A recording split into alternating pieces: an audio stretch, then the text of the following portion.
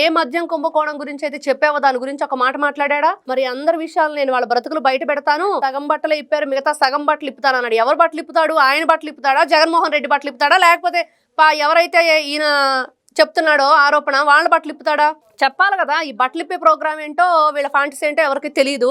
సరే, ఇవన్నీ ఒకటైతే ఈ రోజున గతంలో ఈయన మాట్లాడిన మాటలు, ఉత్తరాంధ్రాని దోచుకున్నాడు దొంగలాగా. ఈ రోజున చెప్తాడు నేను ఒక్క ఉత్తరాంధ్రాకే పరిమితం కాదు, మరి నేను కడప ఒక్కటి తప్ప ఆంధ్ర రాష్ట్రం అంతా కూడా అన్ని కార్యక్రమాలు చేశాను రాజకీయ పరంగా. అంటే నేను ఉత్తరాంధ్రలోనే కాదు దోచుకుంది చాలా చోట్ల అని చెప్తున్నట్టుంది ఆయన.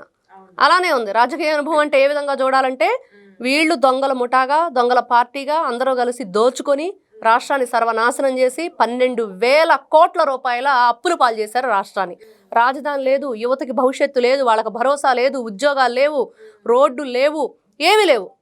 కనీసం పోలీసులు జీపుకు పెట్రోల్ కానీ మెయింటెనెన్స్ కానీ, ఆ జాగిలాలకు ఫుడ్ కూడా లేదు. అది వీళ్ళు చేసి